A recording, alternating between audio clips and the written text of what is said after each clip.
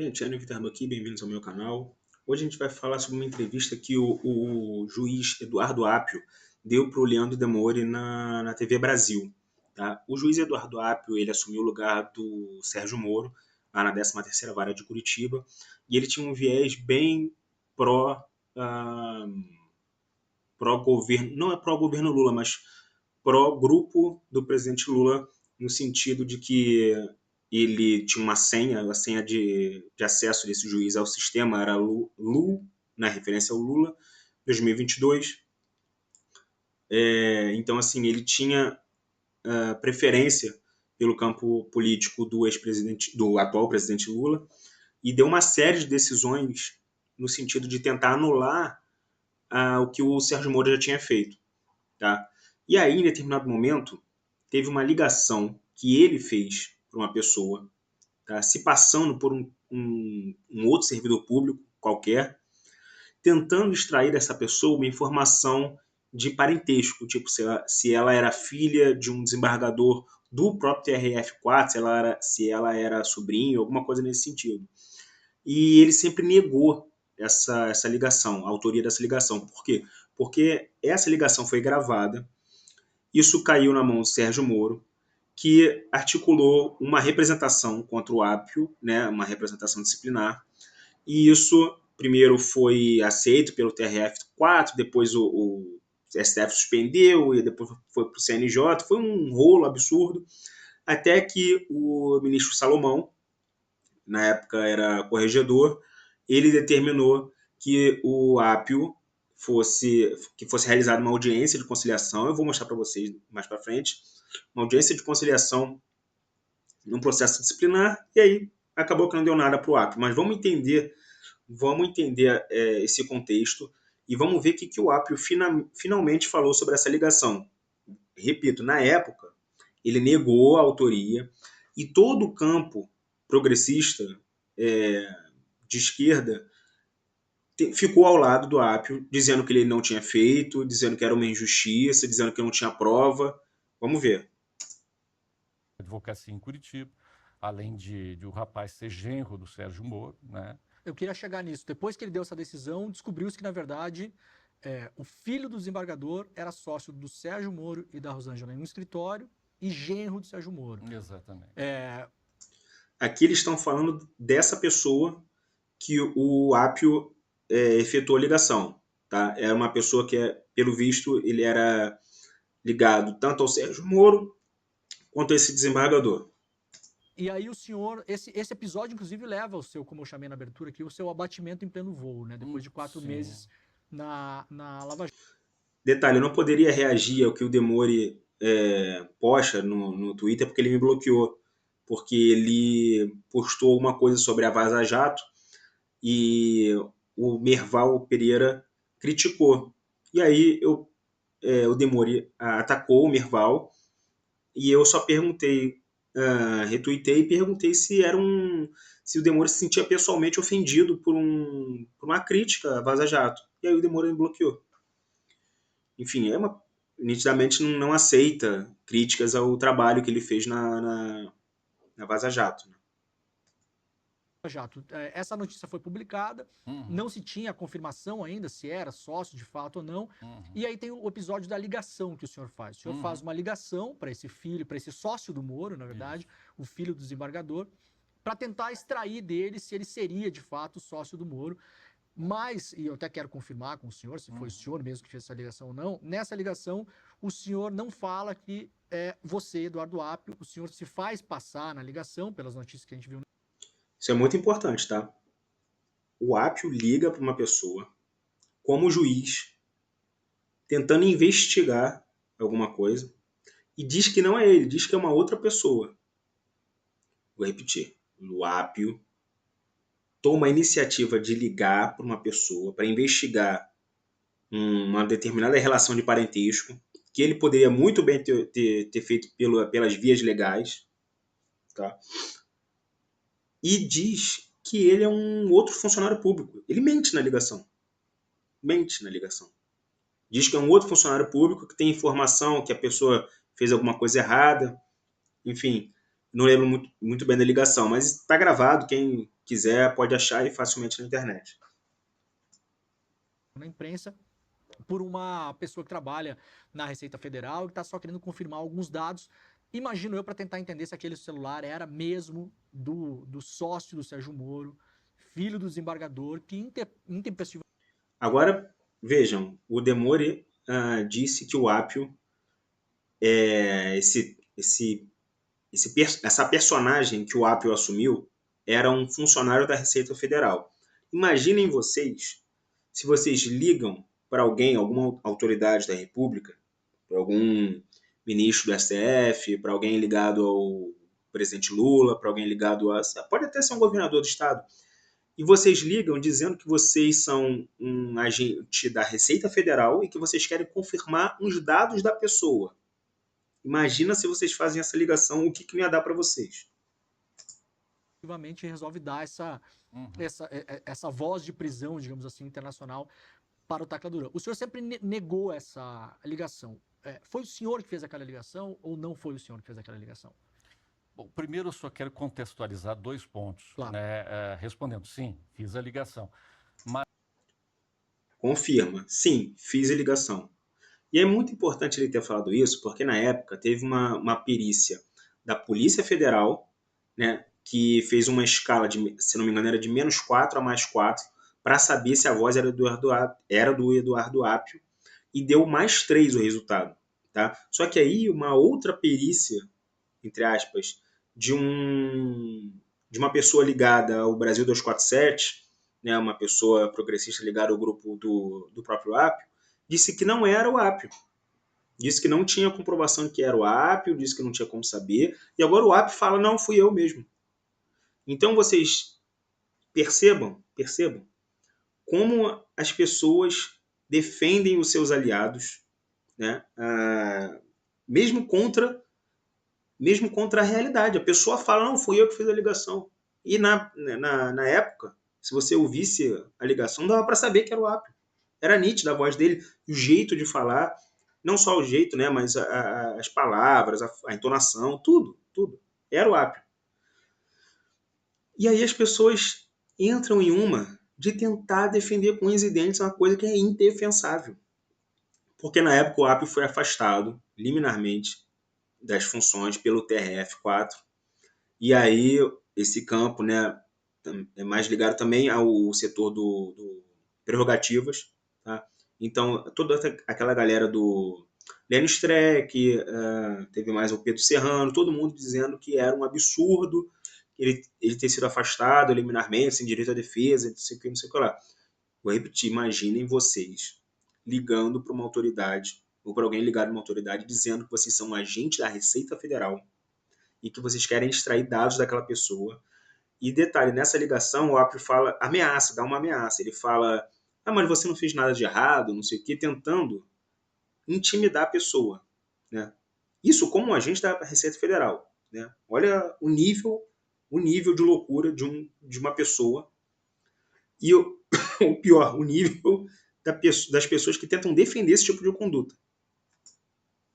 Mas qual era o contexto da vara? O contexto era de um caos absoluto. O Tribunal Regional da 4ª Região, a presidência e a corregedoria da época, tanto o Ricardo Pereira, que era o presidente, quanto o corregedor, o Cândido Leal, eles não me deram um apoio mínimo, a estrutura mínima de trabalho. Pelo contrário, eu cheguei, 6 servidores foram retirados, 6 assessores que trabalhavam com a Gabriela e com o Sérgio e o Bonar no passado. Eles esvaziaram o seu local de trabalho. Quebraram então totalmente as pernas. Mas isso, né, o senhor imagina para não deixar o senhor cavocar dentro da documentação da vara? É uma das interpretações possíveis. Sim, uma acusação gravíssima, né, que ele faz. Uma acusação gravíssima. Gente, nessa entrevista aqui, o Apio se apresenta, ele fala isso tudo aqui, quase uma hora de entrevista, ele dá como, em determinado momento, ele fala que ele dá essa entrevista como professor de processo penal. Né? Professor de penal e de processo penal. E por que ele faz isso? O juiz, gente, ele é amarrado por uma série de determinações na lei orgânica da magistratura, no código de ética da magistratura, dizendo o que ele pode, o que ele não pode fazer. Uma das coisas que ele não pode fazer é criticar publicamente sentenças e despachos de outro magistrado. Tá? E aí, para não sofrer mais sanções disciplinares e administrativas, mas não, porque ele não sofreu nenhuma. A única coisa que o Apio, eu vou mostrar para vocês, a única coisa que teve foi que ele foi removido da 13ª Vara de Curitiba. Mas para ele não sofrer sanções, ele tenta se colocar como professor, né? Só que, nitidamente, ele não está na condição de professor nessa entrevista, ele está na condição de juiz. Tanto é assim que, olha, vocês podem ver a chamada ali, juiz federal Eduardo Apio é o convidado, papapá. No começo da entrevista, o Demore fala, aqui nós temos o juiz federal Eduardo Apio. Eu vou mostrar aqui para vocês, na descrição do vídeo, tá lá, juiz federal Eduardo Apio. Olha. Com professor, escritor e juiz federal Eduardo Apio. Ele ocupou a cadeira do ex-juiz Sérgio Moro, naquela que ficou conhecida como a Vara da Lava Jato em Curitiba. No programa, ele abre a caixa preta da operação com denúncias e papapá. Então, vejam que aqui ninguém quer saber, ninguém aqui, a entrevista não é sobre as qualidades, as teorias, as teses dele como professor de penal. A entrevista é com o juiz, tá? E como juiz, o CNJ tem que olhar essa entrevista aqui e ver tudo o que ele falou, tá? Porque ele faz acusações gravíssimas aqui. É a minha interpretação como professor. Perfeito. Então, assim, esse era o contexto. Um contexto caótico que me levou a recorrer ao ministro Salomão, dizendo, ministro, olha, a vara aqui está ingovernável, está difícil de trabalhar, está entrando em colapso, precisamos de auxílio. O auxílio não veio do tribunal, não veio da direção do foro, e pelo contrário, o corregedor determinou a reativação da distribuição de novos processos lá para mim. É coisa que estava suspensa desde 2014. 10 anos depois, praticamente, começam a surgir novos processos todos os dias. Mas qual Tráfico internacional. Coisas que não eram da Lava Jato. Coisas que não eram da Lava Jato. Mas júris envolvendo o PCC. Mas numa hipótese de afogar o senhor de trabalho para que o senhor não pudesse olhar. Você joga um caminhão de processo na cabeça do juiz e é impossível que ele trabalhe. Perfeito. De novo, são acusações, gente, muito graves que ele faz como juiz. Como juiz, ele está dizendo, fui impedido de trabalhar pelos meus superiores, entendeu? Eles tentaram fazer com que eu não tivesse condições de apurar ilegalidades. Então, assim, se o CNJ não for em cima disso, pode jogar fora, não serve mais para nada. Então, sem assessores, trabalhando absolutamente sozinho, me levaram ao esgotamento físico e mental naquele momento. Trabalhava 12, 13 horas por dia. Gente, trabalhava 12, 13 horas por dia, sem assessores, não sei o quê, parece que a pessoa realmente está vivendo um martírio, parece que a pessoa está trabalhando virando laje. O Apio era juiz federal. Ele ganhava no mínimo, tá? 30 mil reais por mês, tá bom? Então, essa questão do esgotamento, não sei o quê, é claro que tem juízes que passam por isso e tal, mas, assim, você afirmar você estava, meu Deus, não tem condições, etc e tal, também não é assim, você estava numa vara federal, tinha serventuários lá para fazer o trabalho, tinha servidores lá. Agora, esse papo de que, não, os servidores eram muito hostis, não sei o que, calma aí também, né? Não está satisfeito?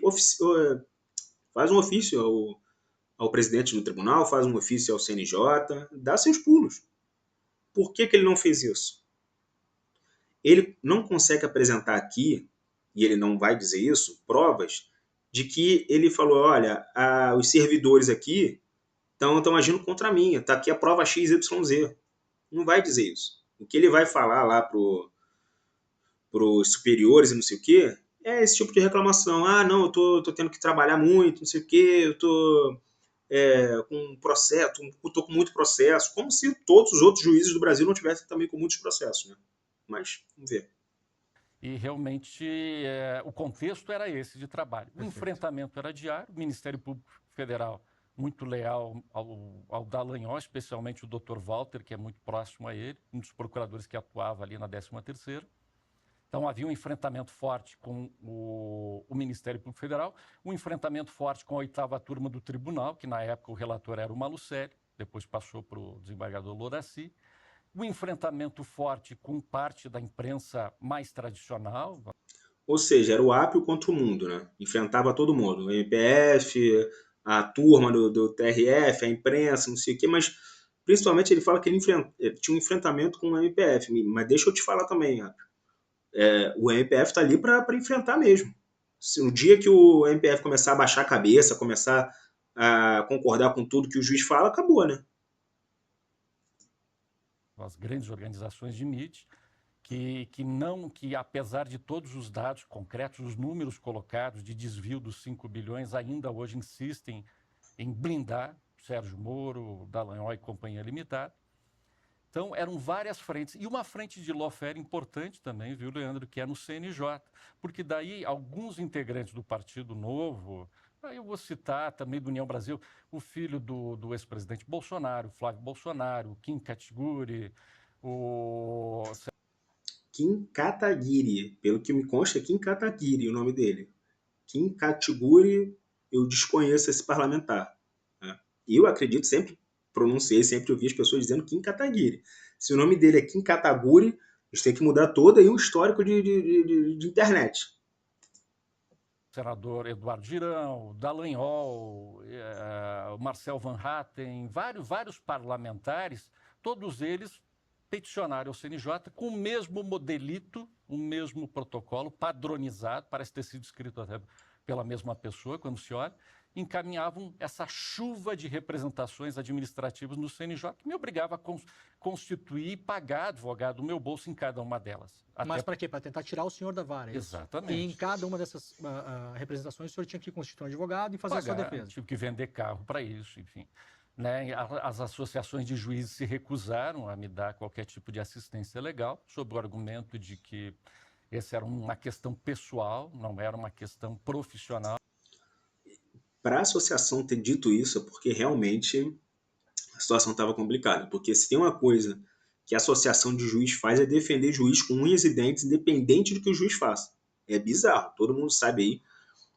Vocês podem ver e jogar na internet, presidente da Associação de Juízes Federais, dizendo que o juiz ganha pouco, dizendo que o juiz sofre uma carga excessiva de trabalho, condições deploráveis e não sei o que e tal. Gente, lembrem que juiz ganha no mínimo de 30 a 40 mil. Eu estou chutando 30, tá? Mas eu acho que é 40, mas estou botando 30 para a gente falar por baixo. Tá? O salário mínimo é 1.000 e pouco. O juiz ganha 30 mil e cacetada. E o fato é que, então, foram pelo menos 4 ou 5 frentes importantes, todas elas contemporâneas e concorrentes entre si. Geraram um verdadeiro tumulto, né? E isso elevou a pressão no meu trabalho. Dentro do ambiente de trabalho não poderia ser pior, Leandro. Todos os servidores totalmente hostis desde o primeiro momento, né? Não dá para tomar um cafezinho sem olhar 2 vezes antes. Sempre cochichando atrás dos ombros e informações importantes talvez sendo passadas para a frente inimiga, digamos assim. Isso aqui é muito bizarro, tá? Porque, já falei e repito, se não está satisfeito com o servidor, oficia ao presidente do TRF, oficia ao CNJ, faz aí dá seus pulos. Faz isso. Gente, pelo amor de Deus. O dia que a vara estiver maravilhosa, o servidor público estiver trabalhando 100%, todos os servidores do Brasil estiverem trabalhando 100%, aí realmente a gente virou Suíça aqui, né? A gente virou Wakanda. Não esperar que algum determinado servidor da sua vara lhe seja hostil é absurdo. E até porque ele não fala aqui a conduta dele com o servidor, né? A gente não sabe se ele era um tirano na vara, se ele era se ele tinha uma conduta assim hostil com os servidores. A gente não tem essa informação. Aí a gente tem que acreditar na palavra dele.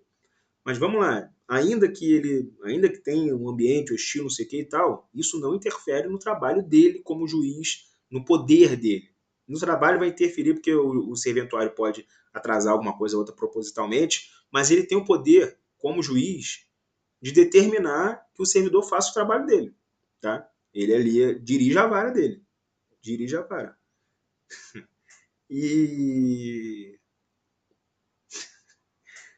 é bizarro. E agora ele fala assim, não, porque eu suspeitei que tinha pessoas vazando coisa para a linha inimiga.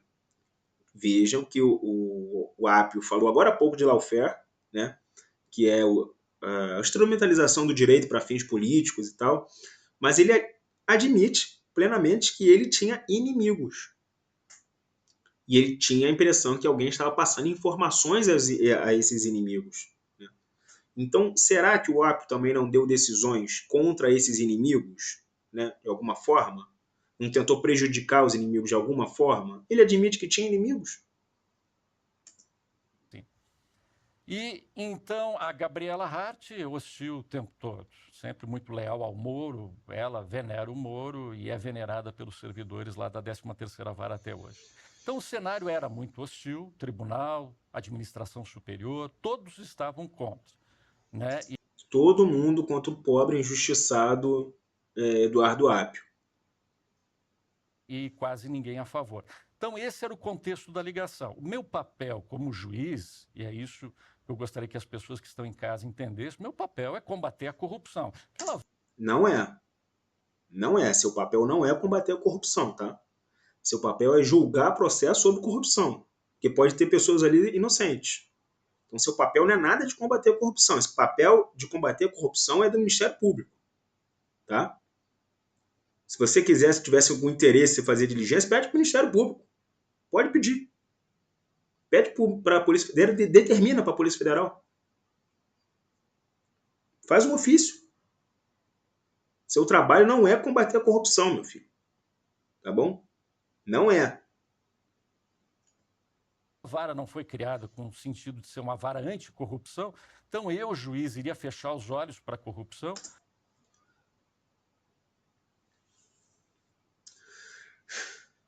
Você tem que abrir os seus olhos para a corrupção quando lhe for apresentada a denúncia e a defesa. Aí você olha e vê, não, tá certo, tá errado. Tem prova, não tem. Não é você, eu vou combater a corrupção aqui, e aí você sai fazendo diligência à torta e à direito, vou ligar para quem eu quiser aqui. Não é assim, não. O Brasil é bagunça, mas também não chega a esse nível. Claro que o juiz tem a liberdade de, enfim, de de fazer determinada diligência, mas você, fora dos autos, ligar para alguém se passando por uma outra pessoa para combater a corrupção, calma aí também, né? Não vai meter essa aqui, né? Quando veio a informação, através de um jornalista amigo meu, de que o filho do Marcelo Malucelli seria ou filho ou sobrinho, mas ele mentia sempre que os jornalistas ligavam e não dava a informação verdadeira, negava que qualquer vínculo familiar nas conversas dos jornalistas, eu disse, olha, me dá um número do telefone que eu mesmo vou checar essa informação. Nesse contexto, Leandro, né? O número do telefone, como é que você conseguiu o número do telefone, Apio? Pediu pro jornalista? Pediu informalmente pro jornalista te dar o número do cara? Não foi pelos meios cabíveis, legais, o jornalista peticionou no processo? Informou lá, fez um ofício bonitinho, informando você. Vejam a moda que isso aqui é feito. Que o juiz fez essa diligência. Pegou o telefone por um jornalista amigo dele, ligou mentindo que era uma pessoa da Receita Federal. Eu tive que fazer isso pessoalmente porque eu não tinha absolutamente ninguém em quem confiar. Então, não tinha que fazer isso pessoalmente. Oficiava a Polícia Federal, o Ministério Público, Receita, que você mentiu que era um agente da Receita. Oficia quem você quiser, você tem o poder para isso, você é juiz federal, meu Deus do céu, não é possível. Não é possível que, na sua cabeça, a única forma que você tinha de conferir um parentesco de uma pessoa, não é lavar conta na Suíça, não, é parentesco de uma pessoa com a outra, é você ligando para a pessoa mentindo que você é um agente da Receita Federal. Não é possível. Não é possível, pelo amor de Deus. Então, de um lado, nós temos a temperatura da panela de pressão elevada no grau máximo, várias frentes ao mesmo tempo. De outro lado, a minha obrigação como juiz de combater a corrupção, Não tem obrigação nenhuma de combater a corrupção. Quem tem a obrigação de combater a corrupção é o Ministério Público, tá? E polícia. traz, mesmo que ela envolva um colega e mesmo que seja um superior do Tribunal Regional Federal da 4ª Região, seja que existam indícios de corrupção judicial. E o caso Tacla Duran, que estava um caso que estava monopolizando a atenção nacional naquele momento muito particular. Claro. Essa conjugação de fatores me levou a ligar assim, para o rapaz, não com o sentido de intimidar ou ameaçar, em momento algum. Teve sim, porque o rapaz se sentiu ameaçado, teve porque você começou a falar com o rapaz, não, mas você não fez nada de errado, tem certeza, sei lá o quê, né? Um agente da Receita te liga e fica perguntando isso, se isso não é intimidação, ferrou, né? Basta ouvir a conversa, vai se ver. Ele gravou essa ligação Ele e depois gravou. publicou. Ele falou que o senhor estava ameaçando ele. Não é o que parece ali, mas de fato o senhor confirma que ligou, era uma coisa que o senhor não tinha falado ainda, e para tentar entender se ele era de fato filho do juiz ou sobrinho, era esse o contexto ali, né? Era para entender se era filho ou se era sobrinho. Se fosse sobrinho, não haveria qualquer problema. Claro. Sendo filho, problemas graves. Vejam que o juiz Apio fala que ele está no programa como professor de processo penal, de direito penal, sei lá o quê, mas olha o que aparece ali na chamadinha. Eduardo Apio, juiz federal. Tá? Isso é importante para depois ele não falar aqui no CNJ, não, eu estava lá como juiz, estava lá como professor. Não, negativo, estava lá como juiz. Tá? Estava lá como juiz. E é bom, talvez o Deltan assista, porque foi o Deltan que fez uma representação contra ele muito boa, pode representar de novo. Grave, sim, indícios de corrupção. Por quê? Porque se o Malucelli estava jurisdicionando os processos que afetavam diretamente o interesse do Sérgio Moro, Tacla Duran sempre foi o arqui-inimigo do Sérgio Moro junto com o Roberto Bertoldo. Né? Então, como que poderia jurisdicionar e, ao mesmo tempo, o filho ser sócio do Moro? Então, o nome do escritório era Moro Malucelli. Então, como que o Malucelli iria gerenciar e decretar a prisão do Tacla Duran, num caso que o Tacla Duran estava vindo para o Brasil entregar o esquema, que, segundo ele, envolvia Moro, Rosângela Zuccolotto, né? O esquema dessa indústria de delações. O que acontece é o seguinte, o Apio estava tomando decisões contra as decisões do Sérgio Moro. E aí tinha um desembargador, né? Eu não vou pronunciar esse nome que eu não vou acertar, mas o filho desse desembargador era genro do Moro. Era namorado da filha. Tá? E aí esse desembargador aqui revisava as decisões do Eduardo Apio, essas decisões contra o Moro. E aí o Apio queria saber se esse rapaz aqui de fato era filho do juiz, ou sobrinho. Enfim. Premiadas. E que também, segundo ele, envolveu o próprio Marlos Arnes, que é um advogado que pegou lá 9 ou 10 delações importantes na época, casos importantes e rentáveis. Então, assim, minha obrigação era essa, era verificar a informação, fazer. Não é comum que um juiz tenha que fazer esse tipo de investigação, era uma checagem. Não é comum, não. É ilegal. Tanto é assim que você tomou uma representação no CNJ. Tá? Se o juiz precisar dessa informação, Apio, oficia, pelo amor de Deus. Pelo amor de Deus. Você tem sistema. Vocês têm sistema aí na Justiça Federal. Eu estagiei na Procuradoria da Fazenda Nacional. A gente tinha um sistema lá para pesquisar as coisas. Tinha senha de Juscerge, tinha senha de um monte de coisa. Senha de um monte de sistema para você pesquisar os dados. Os procuradores tinham, não eu, obviamente. Então, assim, ele falar que o único jeito que ele tinha, não sei o quê, o único jeito que ele tinha de não deixar rastro desse tipo de pesquisa era, de fato, fazendo a ligação, né, e mentindo. Por que ele não falou que ele era o juiz Apio e perguntou? Que ele tinha que descobrir a verdade, não sei o quê, aí mente. Aí se passa por um funcionário público. Isso é importante ser colocado, gente. Ele se passou por um funcionário público. De informação fora do horário expediente. O rapaz negou que fosse parente do Malucelli, negou, e quem gravou a conversa. Claro que vai negar qualquer coisa. Você recebe uma ligação de um agente da Receita Federal, que você nem sabe se de fato é da Receita Federal. Você recebe uma ligação dessa sem identificação nenhuma, e a pessoa vai te falando seus dados, você vai confirmar? Se alguém me liga e eu não sei quem é, eu desligo na mesma hora. Pode ser eu sou o Papa, não sei o que, eu desligo, pô. essa acabou sendo a filha da Rosângela e do Sérgio Moro, que é a menina lá, que hoje deve ter em torno de 25, 30 anos de idade, que tem essa união estável, ou namoro estável já há 5 anos com o filho do Malucelli. Namoro E ela estável. gravou a conversa, estavam almoçando juntos em casa, ela gravou a conversa e botou na mão do pai dela, e o pai dela fez o resto. E então o Sérgio Moro conseguiu, sim, de fato, me tirar de campo, deu uma canelada, mas contou, obviamente, né, naquele momento, com a conivência, com o apoio irrestrito de uma parcela importante do Tribunal Regional Federal da 4ª Região. De novo, atacando o Tribunal Regional da 4ª Região. E ele está aí como juiz, está atacando o tribunal. E é absurdo. E o Moro não deu a canelada não, quem deu a canelada foi você que fez essa ligação. Sempre foi tido pela imprensa como o Tribunal da Lava Jato, com raras exceções. Sim. A única exceção que eu conheço, na época, visível, era do Rogério Favretto. O Rogério Favretto foi até processado criminalmente pelo pessoal naquele caso da liminar para a soltura do presidente Lula. Coincidentemente, o único que ele via como exceção no TRF4 era um desembargador que deu uma decisão a favor do presidente Lula. Muito coincidente, né? Muita coincidência, né? Mas, gente, vamos lá. Aqui eu vou pegar para vocês a decisão do ministro Salomão sobre o que aconteceu com o Apio. Vamos lá.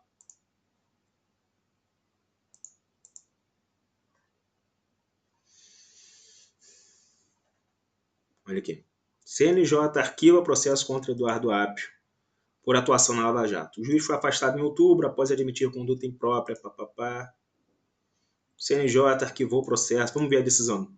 Decisão do ministro Luiz Felipe Salomão. Luiz Felipe Salomão, gente, é o ex-corregedor do CNJ que fez ali uma devassa na 13ª Vara e no trabalho da Lava Jato, que fez um relatório dizendo que teve corrupção, que teve não sei o que teve crime, que teve um relatório contra o Moro, contra o Deltan e contra a Lava Jato, né?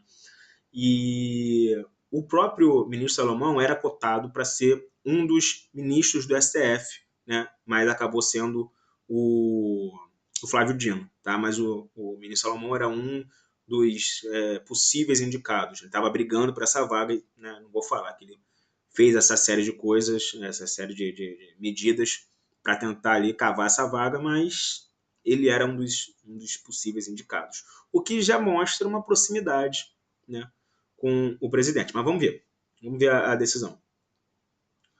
Pedido de providências, Corte Especial Administrativa, Corregedoria, 4 páginas, tá?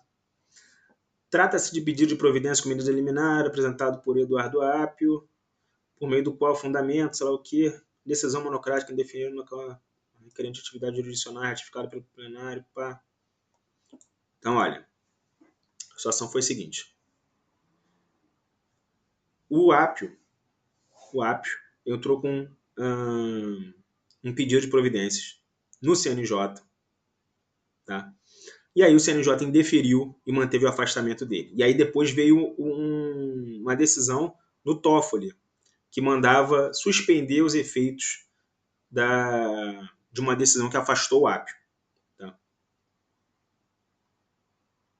E aí o Toffoli mandou um processo que estava rolando na corregedoria do TRF4 para o CNJ. E aí, no CNJ, o ministro Salomão fez uma audiência, ele vai falar aqui, ele fez uma audiência entre o Apio e o TRF4, na qual